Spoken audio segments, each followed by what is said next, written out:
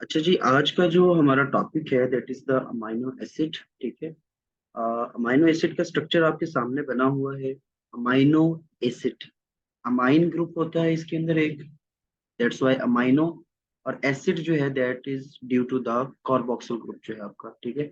तो amino acid कोई भी ऐसा स्ट्रक्चर है जिसके अंदर एक आपको कार्बोक्सिल ग्रुप मिलता है और एक आपको जो है वो अमीनो एसिड मिलता है। इसको हम यूं भी कहते हैं mono amino mono carboxylic acid. ठीक है। Mono amino mono carboxylic amino acid, इसको इस तरह से भी बोला जा सकता है, या इसके लिए एक और वर्ड यूज होता है मोनो कार्बोक्सिलिक अमाइनो एसिड। इसको इस तरह से भी जो है प्रोनाउंस किया जाता है, इसका दूसरा नाम इसको इस तरह से भी लिया जाता है। ठीक है। मोनो इसलिए कह रहे हैं कि सम टाइम ऐसा भी होता है कि कार्बोक्सिल ग्रुप जो है वो टू इन नंबर हो जाते हैं, तो वो फिर जिसके अंदर एक एक्स्ट्रा एसिड ऐड हो जाए, ऐसे अमाइनो एसिड्स को हम एसिडिक अमाइनो एसिड कहते हैं। और सम टाइम क्या होता है, अमाइन ग्रुप जो है ये दो हो जाते हैं, तो उसको हम बेसिक अमाइनो एसिड्स कहते हैं। ठीक है। तो हमारे पास जो है ना दो तरह के अमाइनो एसिड्स होते हैं। ठीक है। One is the standard, other is the non standard. Standard के अंदर क्या चीज है कि ये वो अमाइनो एसिड्स हैं which are formed by the genetic material. For example, मैं बात करता हूँ कि हमारे पास 20 जो आप लोगों ने सुने हुए अमाइनो एसिड्स, वो जो 20 अमाइनो एसिड्स आप सुनते हैं बार बार, वो जो अमाइनो एसिड है वो जो है वो आपके जो जीन होता है उसके अंदर स्पेशल कोडोन्स होते हैं। ठीक है। तो उनसे डायरेक्टली जो है वो ट्रांसक्रिप्शन होती है, फिर ट्रांसलेशन होती है, तो ये अमाइनो एसिड्स बनते हैं। ठीक है। जबकि नॉन स्टैंडर्ड जो अमाइनो एसिड्स होते हैं उनकी जो है वो इस तरह से प्रोडक्शन नहीं होती, बल्कि उनकी जो प्रोडक्शन होती है वो पोस्ट ट्रांसलेशनल मॉडिफिकेशन होती है। कैसे? कि आपका ल्यूसीन बना हुआ अमाइनो एसिड है, leucine is an amino acid. ठीक है। तो उसकी पोस्ट ट्रांसलेशन क्या क्या क्या मतलब है कि जब वो बन चुका है, ट्रांसलेशन हो चुकी है, एक ट्रांसक्रिप्शन प्रोसेस होता है जिसके अंदर डीएनए से आरएनए बनता है। ठीक है। और उस आरएनए की जब ट्रांसलेशन होती है तो कोई प्रोटीन बनती है जिसको हम अमाइनो एसिड कहते हैं। ठीक है। तो अगर तो स्पेसिफिकली डीएनए से मैसेंजर आरएनए बनता है और उससे जो है ना स्पेशल जो है वो अमाइनो एसिड बन रहा है, तो वो तो स्टैंडर्ड है। ठीक है। लेकिन अमाइनो एसिड बनने के बाद अगर कुछ होता है, जैसे आपने देखा होगा कुछ फंक्शनल ग्रुप्स ऐड होते हैं, जैसे हाइड्रोक्सी ल्यूसीन। इसका क्या मतलब है, ल्यूसीन पहले बनी हुई थी, उसके साथ हाइड्रोक्सिल ग्रुप अटैच कर दिया, उसकी मेथिलेशन कर दें, उसकी आप जो है वो कार्बोक्सिलेशन कर दें। जैसे ग्लूटामिक एसिड जो है, इसकी कार्बोक्सिलेशन होती है तो क्या बनता है, कार्बोक्सी ग्लूटामिक एसिड। तो वो जो कार्बोक्सिलेशन होती है वो एट कार्बन जो है वो गैमा कार्बन पे होती है, तो इसका दूसरा नाम गैमा कार्बोक्सी ग्लूटामिक एसिड होता है। तो ये एक न्यूरोट्रांसमीटर है। तो ये क्या है, ये नॉन स्टैंडर्ड है। ठीक है। और इनके फंक्शंस भी डिफरेंट होते हैं। जो स्टैंडर्ड होते हैं वो मोस्टली जो है हमारी स्ट्रक्चरल प्रोटीन्स का पार्ट होते हैं। ठीक है। जो हमारी बॉडी की प्रोटीन्स हैं उनका पार्ट होते हैं, जबकि ये जो दूसरे नॉन स्टैंडर्ड अमाइनो एसिड्स होते हैं इनके रोल्स जो हैं वो डिफरेंट होते हैं। ठीक है। ये जो है कहीं पर न्यूरोट्रांसमीटर के तौर पे यूज हो रहे हैं, कहीं पर किसी अमाइनो एसिड के मेटाबॉलिज्म में यूज हो रहे हैं, और कहीं पर जो है ये आपका यूरिया साइकिल है उसके अंदर सिट्रोलिन होता है, उसके अंदर जो है वो और भी डिफरेंट ऑर्निथीन होता है। तो ये सारे नॉन स्टैंडर्ड अमाइनो एसिड्स होते हैं। ठीक है। तो उनके फंक्शंस डिफरेंट होते हैं। तो अमाइनो एसिड की हम बात कर रहे थे। अमाइनो एसिड के अंदर अगर मैं क्लासिफिकेशन की बात करूं, तो क्लासिफिकेशन के अंदर हमारे पास कई तरह की क्लासिफिकेशंस मौजूद हैं, और ये वो टॉपिक है जो बहुत ज़्यादा डाइवर्स लिखा हुआ है। ठीक है। ये लिपन कॉट पे कुछ लिखा हुआ है, कुछ हार्पर पे, कुछ जो है वो सत्यानारायणा पे। तो ये आपको डिफरेंट जो है स्प्रेड जो है ना मिलेगा, आपको कहीं भी एक जगह इकट्ठा नहीं मिलता। ठीक है। तो न्यूट्रिशनल बेस जो है ना उसको अगर हम बनाएं कि न्यूट्रिशनल बेस क्या बना सकते हैं हम, कि अगर हमारी बॉडी जो है वो अमाइनो एसिड्स बना सकती है और हमारी बॉडी को वो रिक्वायर नहीं है, और हम उनको डाइट के अंदर नहीं लेते, तो हमें कोई फर्क नहीं पड़ता। Amino acids which can be synthesised by our body, और वो हमारी डाइट के अंदर एसेंशियल नहीं है, उनकी जरूरत नहीं है कि वो हम डाइट के अंदर उनको रखें। ठीक है। ऐसे अमाइनो एसिड्स को हम नॉन एसेंशियल कहते हैं। कुछ अमाइनो एसिड ऐसे होते हैं जो हमारी बॉडी सिंथेसाइज नहीं कर सकती, तो वो जो हमारी बॉडी सिंथेसाइज नहीं कर सकती लेकिन बॉडी को रिक्वायरमेंट तो है, तो जाहिर है वो हमें डाइट में देने पड़ेंगे। तो वो जो अमाइनो एसिड्स हैं जो डाइट में एसेंशियल हैं, जो जरूरी तौर पर देने चाहिए, उनको हम एसेंशियल अमाइनो एसिड्स कहते हैं। ठीक है। तो कुछ अमाइनो एसिड्स ऐसे होते हैं जो ना तो नॉर्मली उनकी रिक्वायरमेंट नहीं होती बॉडी के अंदर, वो नॉर्मली बन रहे होते हैं, थोड़ी बहुत क्वांटिटी के अंदर उनकी रिक्वायरमेंट होती है, इतनी होती है कि वो पूरी हो रही होती है। अब होता क्या है कि ग्रोथ स्टार्ट होती है जब बच्चों की, तो उस वक्त क्योंकि ग्रोथ होती है तो ग्रोथ स्पर आता है आपकी बॉडी के अंदर, तो रिक्वायरमेंट बढ़ जाती है। तो रिक्वायरमेंट बढ़ने की वजह से कुछ अमाइनो एसिड्स जो हैं, जो हमारी बॉडी में थोड़े बहुत बन रहे होते हैं या थोड़ी मिकदार में मौजूद होते हैं, उनकी रिक्वायरमेंट बढ़ती है, तो वो हमें डाइट में लेने पड़ते हैं, अदरवाइज उनकी जरूरत डाइट के अंदर नहीं होती, वो नॉन एसेंशियल होते हैं। लेकिन जब ग्रोथ आती है, जब कोई हमारी इंजरी हो जाती है, तो दोबारा से कोई चीज नई प्रोटीन सिंथेसाइज करनी पड़ती है, उस वक्त वो एसेंशियल हो जाते हैं। तो उसके अंदर आपके पास दो आते हैं, आर्जिनिन एंड हिस्टिडीन। ठीक है, आर्जिनिन एंड हिस्टिडीन जो आपके अमाइनो एसिड्स हैं, ये सेमी एसेंशियल होते हैं। ठीक है, बाकी एसेंशियल और नॉन एसेंशियल के अंदर मैं आपको एक चीज बता दूं, वो अमाइनो एसिड्स जिनका नाम सी से स्टार्ट हो, सी गैस फॉर्मूला है, जिनका नाम जी से स्टार्ट हो, जिनका नाम ए से स्टार्ट हो, जिनका नाम एस से स्टार्ट हो, वो तमाम अमाइनो एसिड्स प्लस एक अमाइनो एसिड होता है टायरोसिन, ये तमाम के तमाम नॉन एसेंशियल होते हैं। इनके अलावा जो है वो सारे एसेंशियल है। ठीक है, और ए से एक मैंने बात की कि ए वाले तमाम के तमाम नॉन एसेंशियल है एक्सेप्ट द आर्जिनिन।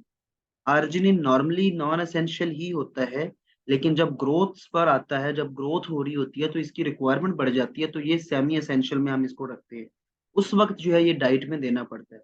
ठीक है, आर्जिनिन हिस्टिडिन सेमी एसेंशियल जो है, इसको अगर हम इसमें रख दें तो वेल एंड गुड है, अदरवाइज ये बेसिकली नॉन एसेंशियल का पार्ट ही होते हैं। ठीक है, तो सी गैस, सी से सिस्टीन बन सकता है, जी से ग्लाइसिन, ए से आर्जिनिन, इसके अलावा जो एलानीन है, एस से जो है वो सेरीन है, तो ये सारे नॉन एसेंशियल होते हैं। ठीक है, इनके अलावा सारे एसेंशियल्स में आए। अच्छा, अब हमने बात की अमाइनो एसिड के स्ट्रक्चर के अंदर एक आर ग्रुप होता है, फंक्शनल ग्रुप होता है। अब उसकी बेस के ऊपर भी हम इसकी डिफरेंट क्लासिफिकेशंस करते हैं। कैसे कैसे? आर ग्रुप जो है, अगर वो पोलर हो सकता है, वो नॉन पोलर हो सकता है। ठीक है, इसकी एक और क्लासिफिकेशन आपको हार्पर के ऊपर हाइड्रोफिलिक और हाइड्रोफोबिक की फॉर्म में मिलेगी। ठीक है, तो पोलर जो है, इस पोलर का मतलब कभी भी चार्ज नहीं होता। ठीक है, पोलर का मतलब ये होता है कि इलेक्ट्रिकली वो जो है वो न्यूट्रल है कि नहीं है, या उसके पोल्स बन सकते हैं कि नहीं बन सकते। पोलर का मतलब ये भी हो सकता है कि उसके ऊपर पार्शियल जो है वो चार्ज भी हो सकता है, पोलैरिटी जो है वो पार्शियल भी हो सकती है। ठीक है, तो ये बताने का पर्पस ये है कि पोलर की आगे फर्दर जो जब हम डिवीजन करते हैं, तो हमारे पास अनचार्ज्ड पोलर्स भी होते हैं और चार्ज्ड पोलर्स भी होते हैं। यानी ऐसे पोलर्स जिन पर कोई चार्ज नहीं है लेकिन वो पोलर हैं, और कुछ ऐसे पोलर हैं जिनके ऊपर प्रॉपर चार्ज है। तो अब इसकी जब हम आगे जब हम पढ़ते हैं, आपको मजीद इसमें समझ आती जाएगी। चार्ज वाले कौन से होंगे, या तो पॉजिटिव चार्ज होगा या नेगेटिव चार्ज होगा। तो अगर नेगेटिव चार्ज है, नेगेटिव चार्ज का क्या मतलब है, C double bond O negative, carboxyl group जो है, तो negative charge acidic amino acids के ऊपर होता है। बेसिक अमाइनो एसिड्स के ऊपर NH3 ग्रुप होता है, तो पॉजिटिव चार्ज आता है। ठीक है, लेकिन कुछ के ऊपर क्योंकि जिविट्रियन आयन भी होता है, कुछ इलेक्ट्रिकली न्यूट्रल होते हैं। ठीक है, तो इन्हीं के जो एसिडिक या इन्हीं के बेसिक जो अमाइनो एसिड्स होते हैं ना, जैसे एसिडिक के अंदर ग्लूटामिक एसिड है, तो इसके अंदर एक एक्स्ट्रा जो है वो कार्बोक्सिल ग्रुप होता है, लेकिन अगर मैं इसके साथ एक एक्स्ट्रा मजीद अमाइन ग्रुप ऐड कर दूं, तो ग्लूटामीन बन जाता है। अमीन ग्रुप, अमाइन ग्रुप अगर मैं ऐड कर दूं ग्लूटामिक एसिड के अंदर, तो वो एक दूसरे को जो है इलेक्ट्रिकली न्यूट्रल कर देंगे। तो जब इलेक्ट्रिकली न्यूट्रल हो जाएगा ग्लूटामीन, तो उसके ऊपर कोई चार्ज नहीं, तो वो अनचार्ज हो जाएगा। लेकिन चूंकि उसके ऊपर अमाइन ग्रुप भी है, कार्बोक्सिल ग्रुप भी है, तो चार्ज तो है ना उसके ऊपर, पोलैरिटी मौजूद है, लेकिन इलेक्ट्रिकली न्यूट्रल है, नेट चार्ज जीरो है, तो उसको मैं अनचार्ज पोलर के अंदर डाल देता हूँ। ठीक है, दूसरी तरफ हमारे पास होते हैं नॉन पोलर, वो जिसके आर ग्रुप के ऊपर कोई चार्ज नहीं होता। ठीक है, अब वो जो आर जो चेन है, वो स्ट्रेट भी हो सकती है। स्ट्रेट चेन होगी तो एलिफेटिक उसको हम कह देंगे, जैसे ग्लाइसिन है, जैसे एलानीन है। ठीक है, और अगर उसके ऊपर बेंजीन रिंग हमें मिल जाए, या बेंजीन रिंग लाइक स्ट्रक्चर हमें रिंग्स की फॉर्म में स्ट्रक्चर मिलते हैं आर ग्रुप के अंदर, तो उसको हम एरोमेटिक अमाइनो एसिड कहेंगे। ठीक है, और फिर कुछ होते हैं जिनके अंदर सल्फर ग्रुप होता है। ठीक है, सिस्टीन जो है आपका, मिथियोनिन, तो ये कुछ अमाइनो एसिड्स हैं जिनके अंदर क्या होता है, सल्फर ग्रुप जो है वो होता है। अब इन्हीं की हम थोड़ा सा नीचे डायग्रामेटिकली देख लेते हैं। तो हमारे पास ये कुछ स्ट्रक्चर्स मौजूद हैं, ठीक है। ग्लाइसिन है, एलानिन है, वेलिन है, ठीक है। तो ये क्या है, ये सारे नॉन पोलर है, ठीक है, नॉन पोलर। इसके अंदर ल्यूसीन, मिथियोनिन, आइसोल्यूसिन ये भी आ जाते हैं, ठीक है। अब ये नॉन पोलर है, ठीक है, ये एलिफेटिक नॉन पोलर्स है, ठीक है। दूसरी तरफ एरोमेटिक जो नॉन पोलर्स हैं वो कौन से हैं, ठीक है, जिनके अंदर बेंजीन रिंग या कोई और रिंग जो है वो मौजूद है, जैसे फेनाइल एलानीन है जिसके अंदर आपको एलानीन का स्ट्रक्चर और साथ में फेनाइल ग्रुप ऐड मिलता है, जो है वो मिलता है, ठीक है। अच्छा, यहाँ पर जो साइक्लिक जो है ना आपके अमाइनो एसिड्स जितने भी हैं, उन सब के अंदर आपको एलानीन जरूर मिलता है, ठीक है। जैसे यहाँ पे देखें, ये एलानीन का स्ट्रक्चर है, यही स्ट्रक्चर आपको यहाँ मिलेगा, यही स्ट्रक्चर आपको यहाँ मिलेगा, यही आपको यहाँ पर मिलेगा, ठीक है। तो अगर आप, कुछ लोगों को स्ट्रक्चर्स ड्रा करना जो है वो बड़े पसंद होते हैं, तो अगर आप इस पे गौर करेंगे तो ये ड्रा करने बहुत ईजी होते हैं, ठीक है। तो फिनाइल एलानीन के अंदर फिनाइल ग्रुप जो कि बेंजीन रिंग की होती है, ठीक है, वो ऐड करते हैं आप। टायरोसिन जो है, tyrosine is hydroxyl group containing amino acid.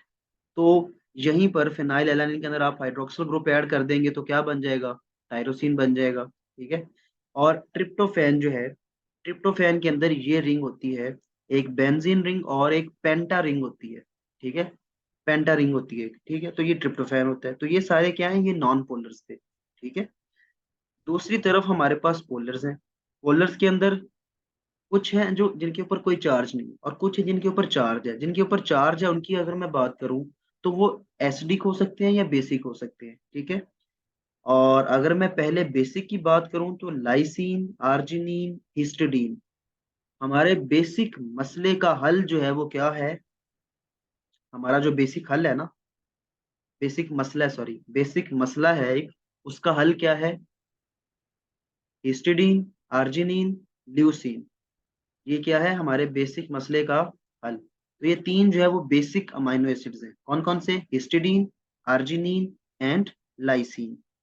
दूसरी तरफ जो है वो नेगेटिवली चार्ज एसिडिक एसिड्स हैं, एस्पार्टिक एसिड, ग्लूटामिक एसिड। तो ये दो क्या हैं, ये आपके एसिडिक हैं, इनके ऊपर नेगेटिव चार्ज होता है। अब एस्पार्टिक एसिड को जब आप न्यूट्रलाइज करेंगे अमाइनो अमाइन ग्रुप डाल के, ये आपका नॉर्मल स्ट्रक्चर है और ये आर ग्रुप है।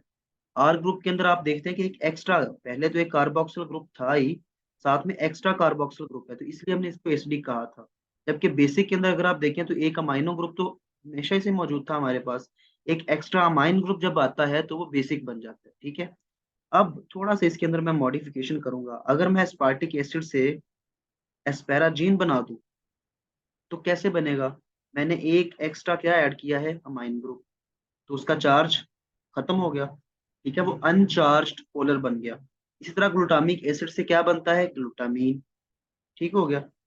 तो दो ये हो गए जिनके ऊपर अनचार्ज, ये पोलर हैं, चार्ज है लेकिन उसने एक दूसरे को न्यूट्रलाइज किया हुआ है, ठीक हो गया।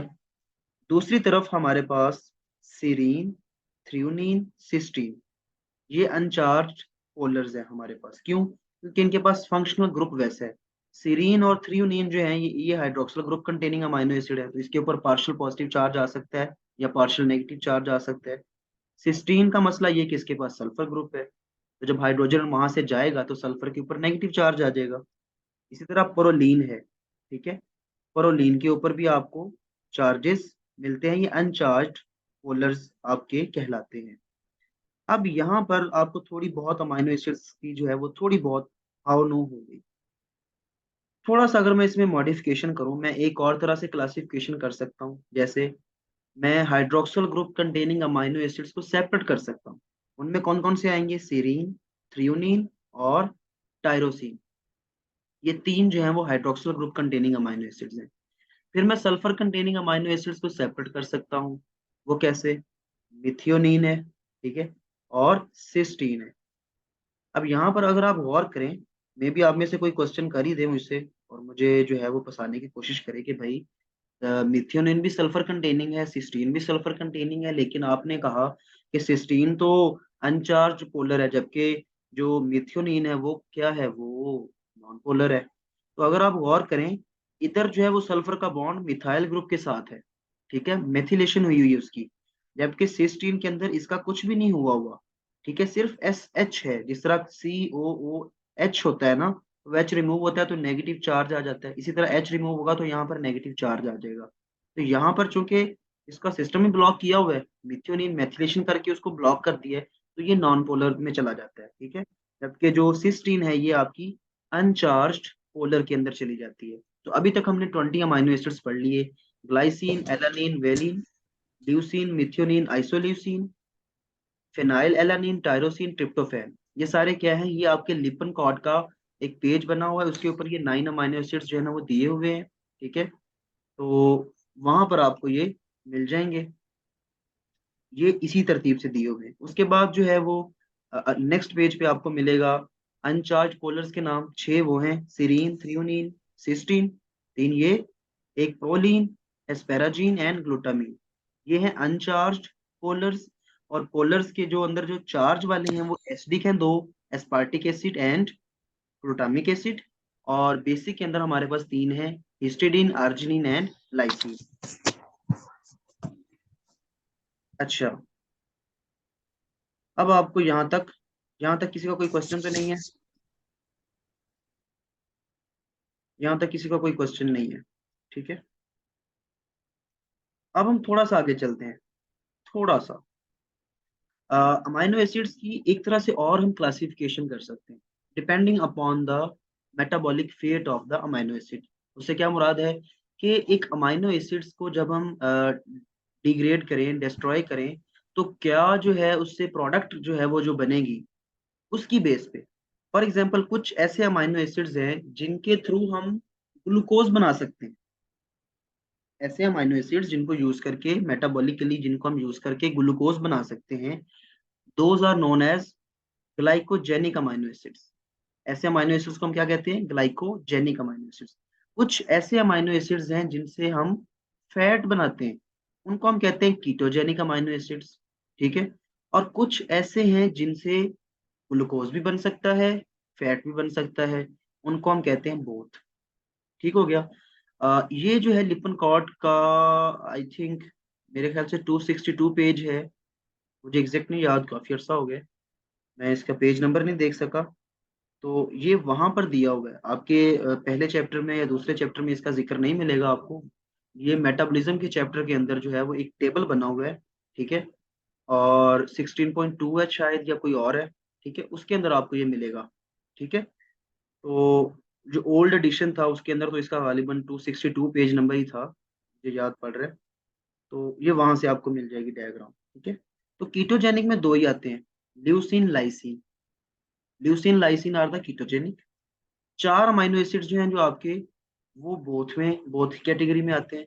पीटीआई, थोड़ा सा पॉलिटिकल आप इसको याद कर सकते हैं, पीटीआई इमरान खान की जो पार्टी है उसके थ्रू आप इसको याद करें, फेनाइल एलानिन, टी से tyrosine and tryptophan, and I से आइसोल्यूसिन, ठीक है। Isoleucine, tryptophan, tyrosine, phenyl alanine, these 4 are the both ketogenic and glycogenic. और इन 6 के अलावा, 4 दीज एंड 2 दीज, टोटल जो है ये 4 हो गए।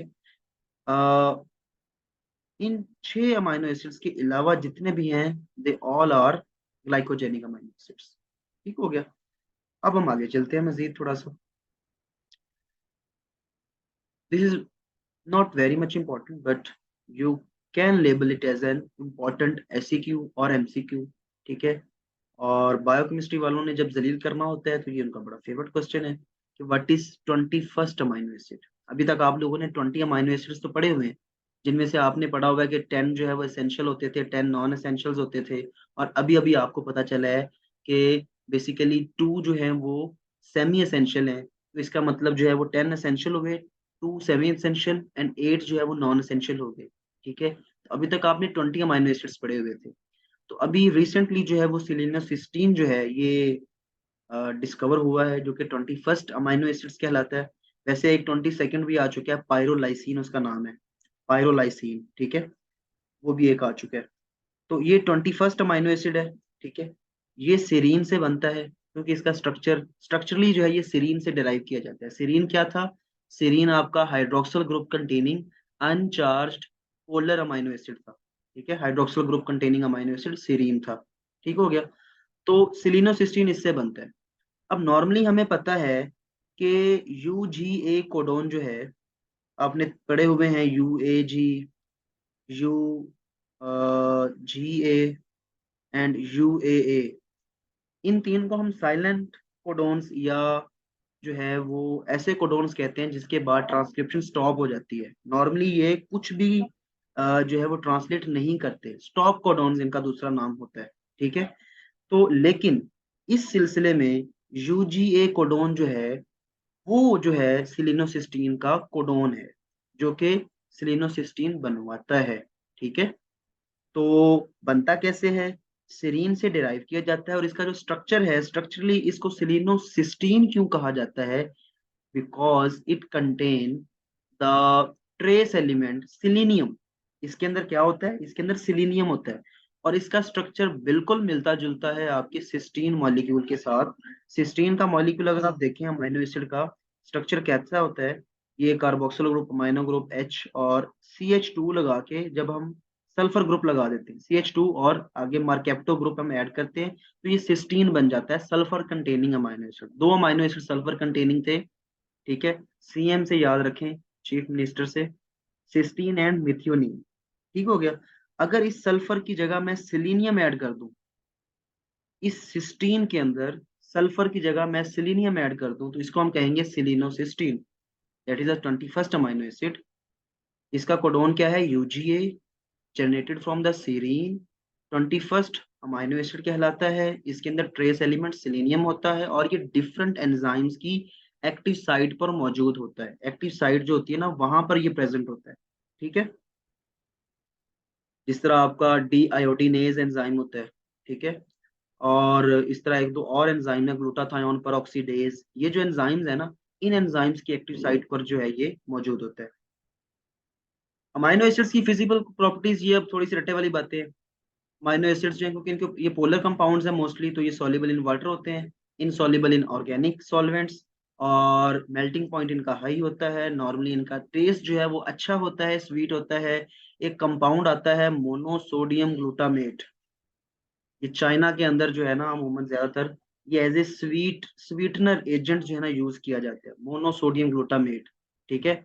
और कुछ लोग जो है ना, कुछ लोगों को इस साल्ट से, इस अमाइनो एसिड से एलर्जी होती है, तो ऐसे पेशेंट्स को जो चाइनीज रेस्टोरेंट से खाना खाते थे उनको एलर्जी हो जाती थी, उनको इशू होते थे, तो चाइनीज रेस्टोरेंट सिंड्रोम उनको हो जाता था, ये एक नाम उसको बाकायदा दे दिया गया। बहरहाल स्वीट होते हैं, ये मोनोसोडियम ग्लूटामेट जो है एज ए स्वीटनर यूज किया जाता है। एम्फोलाइट होते हैं, अब ये सारी फिजिकल प्रॉपर्टीज है। एम्फोलाइट से क्या मुराद है कि it contains carboxyl group plus the amino group, तो पॉजिटिव चार्ज भी है, नेगेटिव चार्ज भी है, दोनों कुल मिलाकर बात ये हुई कि विट्रियन आयन बन जाता है। ये पॉजिटिव चार्ज भी रखते हैं, नेगेटिव चार्ज भी रखते हैं, that's why they are known as the ampholytes. जिस तरह इलेक्ट्रोलाइट होता है ना, उसमें एक कैटाइन होता है, एक एनाइन होता है। तो एम्फीपैथिक या एम्फी जो होता है वो एम्फीबियंस, जिस तरह आपने पढ़े हुए थे, बोथ जो लैंड और ओशन के अंदर रह सकते हैं, तो एम्फोलाइट ऐसे इलेक्ट्रोलाइट जिनके ऊपर दोनों चार्जेस मौजूद हो, उनको हम एम्फोलाइट कहते हैं, ठीक है। तो विट्रियन आयन का बेसिकली ये तस्करा हो रहा है। ये अमाइनो एसिड दोबारा से मैंने शो किया है, NH3 के ऊपर पॉजिटिव चार्ज है, ठीक है। जब ये हाइड्रोजन जो है कार्बोक्सिल ग्रुप से निकलेगा और आइसोमराइजेशन होगी उसकी, तो वो इधर आ जाएगा अमोनिया के ऊपर, NH3 पॉजिटिव, अमोनिया कह रहा हूँ, अमाइन ग्रुप के ऊपर आएगा NH2 से NH3 पॉजिटिव, और इधर COO नेगेटिव बन जाएगा, ठीक है, कार्बोक्सिल ग्रुप। तो मेरे राइट साइड पे जो है ना एक बड़ी प्यारी सी छिपकली आके बैठी हुई है, और इनका शायद ब्रीडिंग का सीजन है आजकल, बहुत छोटी छोटी छिपकलियां, लेकिन ये थोड़ी बड़े साइज की है, तो मैं उसको देख रहा हूँ, बड़े प्यारे अंदाज में वो घूम फिर रही है, ठीक है। विट्रियन आयन जो है, इस पर पॉजिटिव चार्ज भी होता है, इस पर नेगेटिव चार्ज भी होता है, ठीक है। तो डाई इलेक्ट्रिक आयन जो है उसको हम विट्रियन आयन कहते हैं। तो अमाइनो एसिड जो है वो विट्रियन आयन होता है, ठीक है। इसके ऊपर बैक वक्त पॉजिटिव नेगेटिव चार्ज हो सकता है, और वो pH, the pH at which amino acids exist as a zwitterion ion, उसको हम कहते हैं आइसो इलेक्ट्रिक पीएच। आइसो का मतलब सेम, इलेक्ट्रिक का मतलब चार्ज, यानी इलेक्ट्रिकली जब न्यूट्रल होता है amino acid, the pH at which amino acid exist as a zwitterion ion, उसको हम आइसोइलेक्ट्रिक पीएच कहते हैं। फंडा इसका ये है, मैं आपको बताता हूँ कि जब आइसोइलेक्ट्रिक पीएच के ऊपर तो वो होगा ज़विट्रियन आइन, ठीक है, लेकिन जब आइसोइलेक्ट्रिक पीएच से पीएच ज्यादा होगी, ये जो ज़विट्रियन आइन की पीएच है ना, इसको आइसोइलेक्ट्रिक पीएच कहते हैं, जिसके ऊपर इसके ऊपर कोई चार्ज नहीं होता, इलेक्ट्रिकली न्यूट्रल होता है। तो अगर आइसोइलेक्ट्रिक पीएच से पीएच जो है वो ऊपर चली जाए, हाई हो जाए, तो पीएच हाई होने का क्या मतलब होता है? अल्कलाइन नेचर है, अल्कलाइन इन्वायरमेंट है। हाई पीएच का मतलब ये होता है कि हाइड्रोजन आयंस कम है।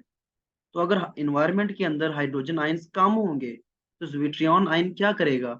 इसके पास NH3 की फॉर्म में पहले ही पॉजिटिव चार्ज मौजूद है, इसके पास एक हाइड्रोजन एक्स्ट्रा में पड़ा हुआ है, तो ये दरियादिली का मुजाहरा करता है और एनवायरनमेंट के अंदर अपना जो हाइड्रोजन है वो डोनेट कर देता है। जब ये डोनेट करता है तो क्या होता है? NH3 से NH2 बन जाता है, वो पॉजिटिव चार्ज इसका खत्म हो जाता है, लेकिन कार्बोक्सिल ग्रुप जो है वो COO नेगेटिव की फॉर्म में रहता है। तो the pH which is higher than the isoelectric pH, उस पीएच के ऊपर ये एग्जिस्ट करता है एज एन एनाइन, इसके ऊपर नेगेटिव चार्ज आ जाता है। But if the pH is less than the isoelectric pH, pH कम हो गई, pH कम होने का क्या मतलब है? मोर हाइड्रोजन आइंस, इन्वायरमेंट के अंदर हाइड्रोजन आइंस जो है वो एक्सेस के अंदर मौजूद है। तो क्या होगा? वो हाइड्रोजन आइंस जो है वो आकर किसके साथ अटैच होंगे? हाइड्रोजन के ऊपर पॉजिटिव चार्ज है, इसके ऊपर नेगेटिव है, COO नेगेटिव के ऊपर, तो इसके साथ अटैच होंगे, ठीक है, और इसका चार्ज खत्म हो जाएगा। लेकिन NH3 जो है ये तो वैसे का वैसे ही है, तो पॉजिटिव चार्ज जो है वो मेंटेन रहेगा, ठीक है। तो इस वक्त जो है ये कैटाइन की फॉर्म में एग्जिस्ट करेगा। सो आइसोइलेक्ट्रिक पीएच को समझना इसलिए जरूरी है कि हर अमाइनो एसिड की एक स्पेसिफिक पीएच होती है, जो कि उसकी आइसोइलेक्ट्रिक पीएच होती है। हर अमाइनो एसिड डिफरेंट है, ठीक है, उस पीएच के ऊपर वो न्यूट्रल होता है, अदरवाइज उसके अलावा जो पीएच होगी उसके ऊपर वो इलेक्ट्रिकली न्यूट्रल नहीं होगा, वो किसी और फॉर्म में प्रेजेंट होगा। तो इस वजह से क्या होगा? इस वजह से ये होगा कि आपका जो अ, उसकी जो फॉर्म होगी उसके ऊपर जो चार्ज होगा वो डिफर करेगा। यही वजह है, अगर आपको याद हो मैंने एक दफा आपको बताया था कि जब हम बहुत ज्यादा एसिड बेस बैलेंस जब आप समझते हैं ना, तो इस उस वक्त ये बातें काम आती हैं कि जब आप तेजी से सांस लेते हैं, बहुत तेज तेज रैपिड ब्रीदिंग करते हैं, तो कार्बन डाइऑक्साइड जो है वो रिलीज होती है। आप कार्बन डाइऑक्साइड बॉडी की वो एक्सेल कर देते हैं, ठीक है। तो उससे क्या होता है? बॉडी की carbon dioxide acidic in nature है, तो बॉडी अल्कलाइन पीएच की तरफ चली जाती है, क्योंकि कार्बन डाइऑक्साइड एसिड जो है वो बॉडी से रिलीज हो रहा है रैपिड ब्रीथिंग से, ठीक है। जब रैपिड ब्रीथिंग करते हैं तो एसिड रिलीज हो गया, बॉडी की पीएच अल्कलाइन होना शुरू हो जाती है। जब बॉडी की पीएच अल्कलाइन होती है उसका क्या मतलब है? बॉडी की पीएच हायर होना शुरू हो जाती है। जब बॉडी की पीएच हाई होती है तो आइसोइलेक्ट्रिक पीएच से जब पीएच हाई होती है तो अमाइनो एसिड किस फॉर्म में चले जाते हैं? एनाइन की फॉर्म में। ऊपर क्या आ जाता है? Negative charge. तो ब्लड के अंदर जब ये negative charge containing amino acids आते हैं तो ये कैल्शियम के साथ बाइंड करते हैं, ठीक है, जिसकी वजह से हाइपोकैल्सीमिया होता है, हाइपोकैल्सीमिया लीड्स टू टेटनी, तो क्रैम्प्स होना शुरू हो जाते हैं। तो ये वही बात है कि डिफरेंट मैकेनिज्म्स जो है ना वो फिर डिस्टर्ब हो जाते हैं। इस तरह के और बहुत सारे मैकेनिज्म मेटाबॉलिज्म चल रहे होते हैं जो डिस्टर्ब हो जाते हैं, ठीक है। तो इसलिए जो है ज़िविट्रियन और आइसोइलेक्ट्रिक पीएच जो है इसको समझना बहुत जरूरी है। इस तरह ल्यूसीन की जो है यहाँ पर एक बात तस्करा की है, ल्यूसीन की आइसोइलेक्ट्रिक पीएच है 6। अगर मेरी बॉडी के अंदर ल्यूसीन, सपोज मैं एग्जांपल दे रहा हूँ कि बॉडी की पीएच, ब्लड की पीएच है 7.35 से 7.45। अब इस पीएच के ऊपर ल्यूसीन जो है वो क्या है? वो नॉन पोलर है, ठीक है। लाइसीन जो है वो होती है बेसिक, ये ल्यूसीन है। तो हमारी ब्लड के अंदर जो है ये पीएच, इसकी आइसोइलेक्ट्रिक पीएच है 6, बॉडी की पीएच है, ब्लड की पीएच है 7.35 या 7.45, तो ये हायर है। तो इसका मतलब क्या होगा कि ये किस फॉर्म में एग्जिस्ट करेगी? ल्यूसीन, नेगेटिव चार्ज इसके ऊपर होगा जब भी ये ब्लड के अंदर होगी, ठीक है। इसलिए डिफरेंट जो अमाइनो एसिड्स हैं उनकी आइसोइलेक्ट्रिक पीएच का हमें पता होना चाहिए। नॉन स्टैंडर्ड, स्टैंडर्ड वो हमने कहा जो हमारी जीन से बनते हैं, डायरेक्टली फ्रॉम जीन से उनकी प्रोडक्शन होती है, ट्रांसक्रिप्शन होती है, ट्रांसलेशन होती है, और जो प्रोडक्ट बनती है वो डायरेक्ट जो है स्टैंडर्ड अमाइनो एसिड्स होते हैं। लेकिन अगर वो जो स्टैंडर्ड अमाइनो एसिड्स हैं उनको यूज करके या कोई और प्रोसेस को यूज करके पोस्ट ट्रांसलेशनल मॉडिफिकेशन जिसको हम कहते हैं कि ट्रांसलेशन के बाद कोई प्रोटीन बन चुकी है उसकी बाद में वो मॉडिफिकेशन करके कोई अमाइनो एसिड बनाया जाए तो वो नॉन स्टैंडर्ड होता है। ठीक है, जैसे प्रोलीन से अगर मैं हाइड्रोक्सिलेशन करवा दूं उसकी, तो हाइड्रोक्सी प्रोलीन या हाइड्रोक्सी लाइसिन जो है ये डायरेक्टली नहीं बनता कि आपका जीन जो है वो डीएनए से आरएनए बना और वो आगे जब ट्रांसलेशन हो तो वो हाइड्रोक्सी लाइसिन बना दे, ऐसा नहीं होता, उससे लाइसिन बनती है। तो हाइड्रोक्सिलेशन बाद में होती है, तो ये नॉन स्टैंडर्ड हो जाता है। ठीक है, तो ये स्ट्रक्चर जो है वो कोलाजिन का होता है। कोलाजिन के अंदर ग्लाइसिन, हाइड्रोक्सी जो है वो लाइसिन या हाइड्रोक्सी लाइसिन और हाइड्रोक्सी प्रोलीन, ये जो है ना इस तरह से स्ट्रक्चर होता है, इस तरह ट्रायो चलता है। ये तीन का स्ट्रक्चर बार बार रिपीट होता है और इस तरह मल्टीपल जो है ना स्ट्रक्चर्स मिलके आपस में जो है वो कोलाजिन का स्ट्रक्चर बना रहे होते हैं। तो ये तीन का स्ट्रक्चर जो है ना बार बार रिपीट हो रहा होता है। ठीक है, इसी तरह कुछ ऐसे अमाइनो एसिड्स हैं जिनकी मेथिलेशन होती है, उनकी फॉस्फोरिलेशन हो सकती है या फिर उनकी एसिटाइलेशन हो सकती है। ठीक है, तो ये डिफरेंट जब काम होते हैं तो ये जो अमाइनो एसिड्स जो होते हैं ये कहाँ पर प्रेजेंट होते हैं, ये हिस्टोन प्रोटीन्स जो होती हैं डीएनए की, ठीक है, उसके अंदर प्रेजेंट होते हैं। तो मेथिलेशन के बाद उनका चार्ज खत्म किया जाता है। ठीक है, और उनको पैकिंग किया जाता है, क्लोज पैकिंग की जाती है।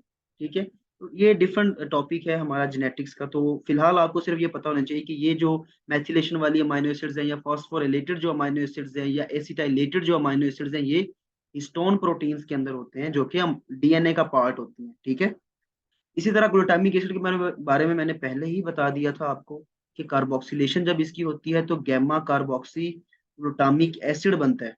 ठीक है, जो कि क्लॉटिंग के अमल के अंदर जो है ना वो यूज हो रहा होता है। दूसरा, ये न्यूरोट्रांसमीटर के तौर पर भी यूज होता है। इसके अलावा नॉन स्टैंडर्ड अमाइनो एसिड्स के अंदर आपके पास ऑर्निथीन होता है, सिट्रोलिन जो कि यूरिया साइकिल में रोल प्ले करते हैं, थायरोक्सिन है जो कि हाइपोथायरॉयडिज्म के अंदर भी हम देते हैं पेशेंट्स को। ठीक है, होमोसिस्टीन है, ये कार्डिक अरेस्ट करवाता है क्योंकि ये भी स्ट्रोक करवाता है, थ्रोम्बस फॉर्मेशन को इनहांस करता है। ठीक है, साइक्लोसीरीन जो है ये टीबी की ड्रग है। ठीक है, तो सिस्टीन साइक्लोसीरीन, सीरीन तो अमाइनो एसिड है लेकिन साइक्लो, ठीक है, ये इसका मतलब कोई मॉडिफिकेशन हुई हुई है अमाइनो एसिड के अंदर, तो ये टीबी की ड्रग के तौर पे यूज होती है। इसी तरह बीटा एलानिन है, एलानिन हमारा नॉर्मल है, अल्फा एलानिन ये बीटा एलानिन है। इसी तरह गैमा अमाइनो ब्यूटायरिक एसिड गाबा, ये बहुत पढ़ेंगे आप, ब्रेन के अंदर न्यूरोट्रांसमीटर होता है, ये ग्लूटामिक एसिड से बनता है। ठीक है, इसी तरह डेल्टा अमाइनो लिवोलिनिक एसिड है। अगर आपने हीमोग्लोबिन की सिंथेसिस पढ़ी हुई है उसके अंदर आपने जरूर पढ़ा होगा एला, एला आपने पढ़ा होगा, delta amino levulinic acid, delta amino levulinic acid ये हीमोग्लोबिन की सिंथेसिस के अंदर यूज होता है, पोरफायरिन्स, और वो जब आप मेटाबॉलिज्म पढ़ेंगे तो आपको अंदाजा होगा। ठीक है, और टॉपिक यहाँ पर एंड हो गया है। ठीक है, ये ट्रिपल एच हैंडरसन हेजलबेक इक्वेशन है, डबल एच इक्वेशन। ठीक है, तो वैसे तो ये एसिड बेस बैलेंस का जो है इसके साथ कंसर्न है, लेकिन यहाँ पर आपको पता होना चाहिए P H is equal to P K A plus log A minus over H A. इसका क्या मतलब है, ये आप लोगों ने मुझे बताना है कि साल्ट ओवर एसिड हम क्यों करते हैं, साल्ट क्या होता है, एसिड क्या होता है। ठीक है, तो ये पीएच, ये वैसे इक्वेशन आपने याद रखनी है क्योंकि एमसीक्यू में सिर्फ इक्वेशन आती है, इसकी डेरिवेशन या इसके रेलेवेंट और कुछ जो है वो ज़्यादा इंपॉर्टेंट नहीं आता। ठीक है, तो हमारे पास शायद 2 से 3 मिनट रहते हैं, उसमें मैं आपको एक और चीज़ बता देता हूँ इसी के रेलेवेंट ही, जो जिविट्रियन आइन और थोड़ा सा आइसोइलेक्ट्रिक पीएच के रेफरेंस से, कि हम बहुत सारी ड्रग्स भी बनाते हैं ना जब, तो इसका कॉन्सेप्ट बड़ा इंपॉर्टेंट होता है कि कुछ वीक एसिड्स और कुछ स्ट्रॉन्ग एसिड्स होते हैं, ये बल्कि इसी की रेलेवेंट बात है बफर्स के हवाले से। जब आप बात करते हैं अमूमन, तो आप बात करते हैं कुछ वीक एसिड्स होते हैं, कुछ वीक बेसिस होती हैं, तो वो सारा कुछ जब हम पढ़ते हैं तो हमें समझ नहीं आती कि हम क्यों पढ़ रहे हैं। बेसिकली होता ये है कि कुछ ड्रग्स होती हैं जो वीक एसिड्स होती हैं। सपोज अगर कोई वीक एसिड है उसको हम एच ए से रिप्रेजेंट करते हैं, उसके पास कोई हाइड्रोजन मौजूद है, जब हाइड्रोजन उसके साथ अटैच होता है तो उसके ऊपर कोई चार्ज नहीं होता, जिस तरह सी ओ ओ एच होता है, उस वक्त कोई चार्ज नहीं होता। ठीक है, वो बॉडी में जाती है हमारी, उसके बाद वो डिसोसिएट होती है और डिसोसिएट होने के बाद जो है वो उसके ऊपर चार्जेस आ जाते हैं। अब होता क्या है कि आइसोइलेक्ट्रिक पीएच फिर हमें यहाँ पर काम आती है। अगर हमें पता होगा कि इसकी आइसोइलेक्ट्रिक पीएच क्या है, उसके अकॉर्डिंग उसकी एब्जॉर्प्शन होगी। फॉर एग्जांपल, आपको पता है कि इसकी आइसोइलेक्ट्रिक, ये वीक एसिड है। जो वीक एसिड होता है, जब ये स्टमक में जाएगी तो क्या होगा? वीक एसिड है, बाहर इन्वायरमेंट जो है वो एसिडिक है, तो ये इतनी डिसोसिएशन नहीं होगी, ये इस फॉर्म में ही रहेगी, इसकी जो है ना वो ब्रेक डाउन नहीं होगी। तो ये अनचार्ज फॉर्म में रहेगी। जब ये अनचार्ज फॉर्म में रहेगी तो ये सेल मेम्ब्रेन को क्रॉस कर सकेगी। क्यों? क्योंकि इसके ऊपर चार्ज नहीं होगा। लेकिन अगर ये चली जाए उसके अंदर, इंटेस्टाइन के अंदर, तो क्या होगा? वहां पर तो बाहर इन्वायरमेंट के अंदर अल्कलाइन जो है वो इन्वायरमेंट होता है, तो ये अपना हाइड्रोजन डोनेट करेगी, इसके ऊपर आ जाएगा नेगेटिव चार्ज। जब चार्ज आएगा तो ये सेल मेम्ब्रेन को क्रॉस नहीं कर सकेगी।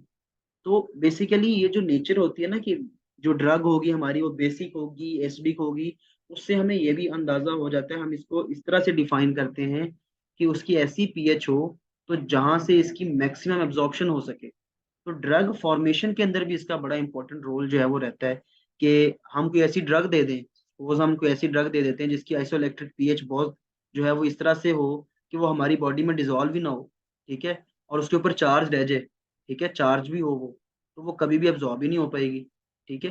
तो ये एब्जॉर्प्शन का बड़ा रोल होता है इसका। बहरहाल ये हम फिर किसी दिन जो है ना, जब हम एसिड बेस बैलेंस डिस्कस करेंगे तो उसके अंदर इसको मजीद डिस्कस करेंगे। तो आज का हमारा टॉपिक जो था वो अमाइनो एसिड्स था, चैप्टर नंबर 1 या 2 है ये, ठीक है, ये हमारा कंप्लीट हो गया है। इसके साथ जो है हमारे लेक्चर का टाइम भी एंड हो गया है। तो